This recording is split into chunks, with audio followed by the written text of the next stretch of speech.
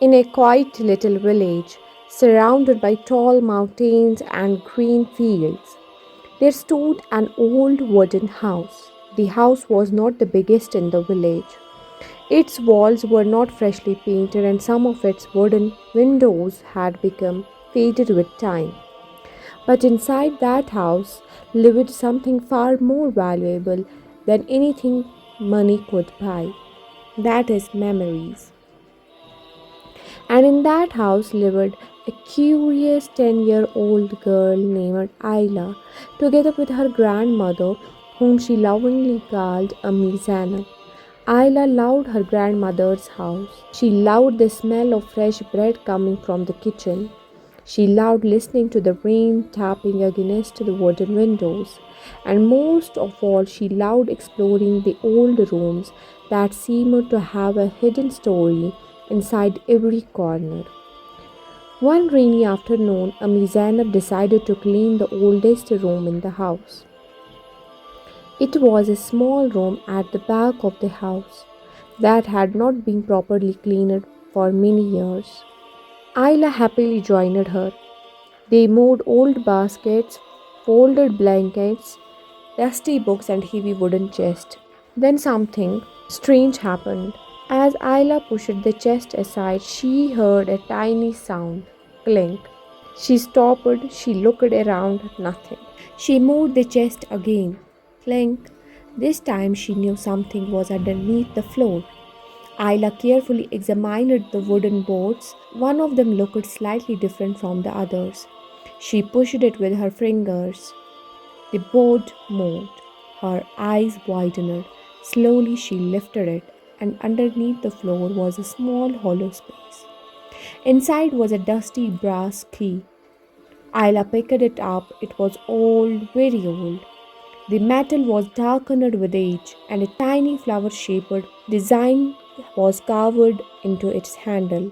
Ayla immediately ran to her grandmother, but when Ammi Zainab saw the key, something changed in her expression. For a moment, she didn't say anything. She simply stared at it. She gently took it away from Ayla's hand. She turned it over and quietly smiled. It was the kind of smile that carried both happiness and sadness.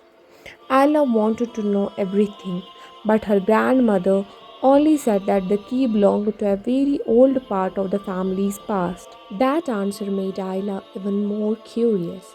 That evening, while the rain continued outside, Ayla couldn't stop thinking about the key. What did it open? A cupboard? A drawer? An old room? Or perhaps a treasure box? The next morning, Ayla began her search. First, she tried an old wooden cupboard. One lock, two locks, three locks. The key didn't fit. Then she searched the kitchen. Nothing. She checked an old desk. Nothing. She searched behind the bookshelves. Still nothing. But after noon, Ayla has searched almost every room in the house. But the key remained a mystery. Then she remembered the attic. The attic was a place Ayla rarely visited.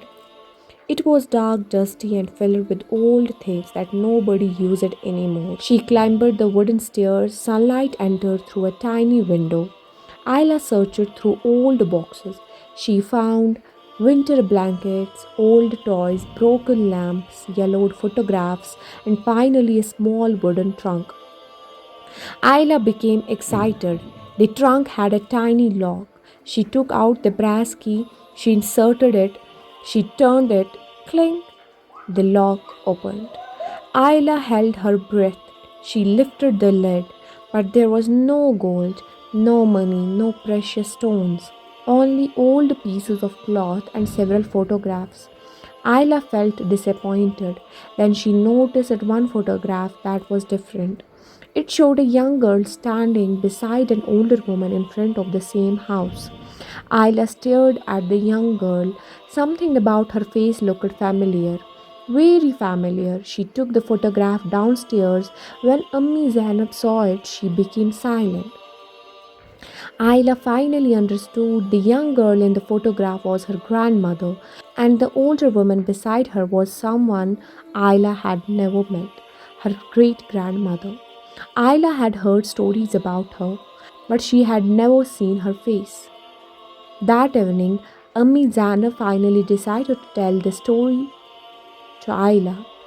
When she was a little girl, she had lived in the same house with her mother.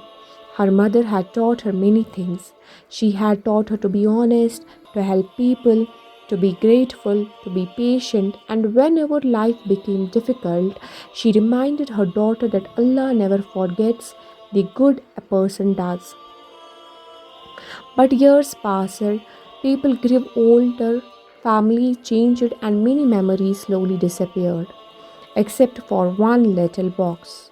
Ayla's grandmother remembered that her mother had once hidden a small wooden box somewhere in the house, but she had never known where.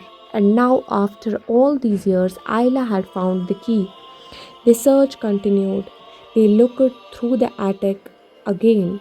They searched the old cupboards. They checked the garden shed. They looked behind the bookshelf.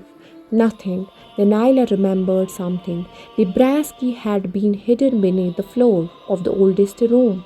Perhaps the box was hidden somewhere nearby. She returned to the room and carefully examined the walls. She noticed something unusual. One wooden panel was slightly loose. She pressed it, it moved. Behind it was a tiny hidden space, and inside was a small wooden box. Ayla's heart raced. The key perfectly fits. She slowly turned it. Click, the box opened.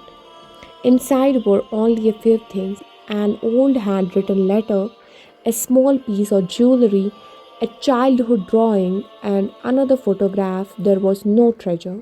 But for Ayla's grandmother, it was more precious than gold. She carefully picked up the letter. The paper was yellow and fragile. It had been written many years ago by her mother. The letter was meant for the family of the future. It spoke about love, about family, about being grateful for what Allah gives us, and about leaving behind good memories and good deeds instead of changing things that disappear with time. As Ammi Zainab read the letter, tears slowly filled her eyes.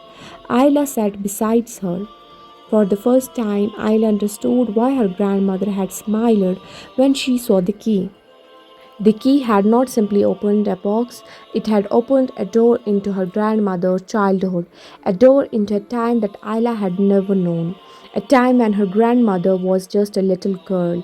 Ayla looked at the old photograph. She imagined her grandmother running through the same garden, laughing beneath the same trees, listening to the same rain, and suddenly the old house didn't feel old anymore. It felt alive. It felt like every wooden wall was carrying a story, every photograph was carrying a memory, and every little object had once belonged to someone who had loved, hoped, struggled, and dreamed. Ayla then realized something important.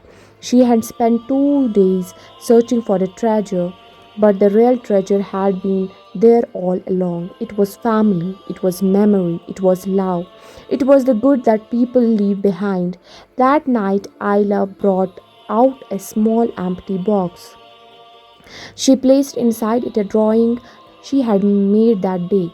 It showed her and her grandmother sitting together beneath the old tree. She also added a tiny note. She wanted someone in the future to discover it. Someone who might one day open that box and realize that they too belonged to a story that had begun long before they were born and perhaps would continue long after they were gone. Before going to sleep, Ayla looked once more at the old brass key. It was no longer mysterious to her. She understood what it had truly unlocked: not a treasure chest, not a secret room, not but a memory, a connection between generations, a reminder that some of the most valuable things in life cannot be bought, sold, or measured. They are passed from one heart to another through stories, through kindness, through family, and through the good deeds we leave behind. So remember, A key may open a door, a book may open a vault, but kindness can open a heart. And sometimes the smallest discovery can lead us to the greatest treasures of all, the people we love, the memories we preserve, and the good we leave behind.